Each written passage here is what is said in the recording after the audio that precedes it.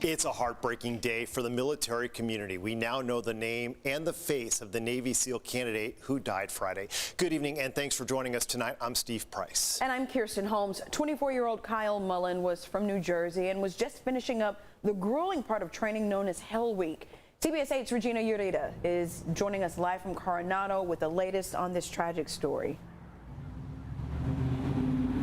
That's right. I'm right outside of the Navy base here in Coronado, where officials say Kyle Mullen was not actively training at the time of his death. In fact, he completed the grueling Hell Week training successfully and afterwards started to experience some kind of illness. Yesterday, the Navy released a statement saying Mullen and another candidate had fallen ill after training on Friday and were rushed to the hospital. Mullen later died at Sharp Coronado Hospital, and that death has left not only the families, friends, but the entire Navy community heartbroken.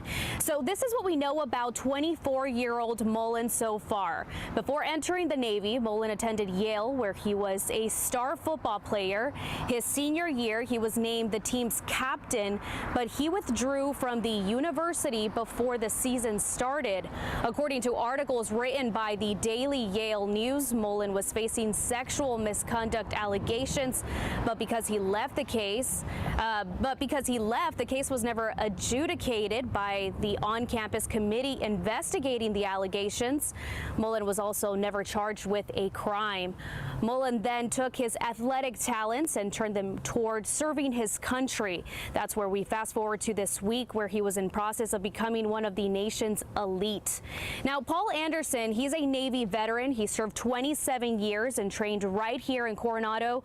We asked him to describe what this SEAL training consists of. Listen to what he had to say. First phase is simply a gut check. So it's to try and see who has, I guess, the strength and the willpower to continue with the training and what really wants to be there. So during that whole week, students average about 4 hours of sleep throughout the entire week. You're wet, you're sandy. Now, Anderson also adds that during that week of training, Navy candidates are checked by a physician daily. Still, this is a tragic event, and many on social media, some family, friends, and thankful Americans all shared their thoughts and prayers towards Mullen. Julissa Perez, she's a family friend and whose son was best friends with Kyle and played football with him in high school, spoke with CBS 8 via Facebook and says, quote, "The news of Kyle is one that has hit home hard and has shaken our community. Kyle was an exceptional young man who touched the hearts of many.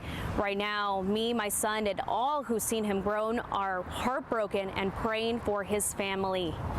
Now, back here live, the Navy community, as I said, as well as the family, are all mourning over the loss of Kyle Mullen. And as I mentioned earlier, Kyle was not the only one rushed to the hospital because of experiencing some kind of illness. Another SEAL candidate also experienced illness. They were taken to the Naval Medical Center, San Diego and Balboa Park, and remains in treatment. We also reached out to the Navy to ask what symptoms exactly were they experiencing, and of course a status on that second candidate, but we have yet to hear back.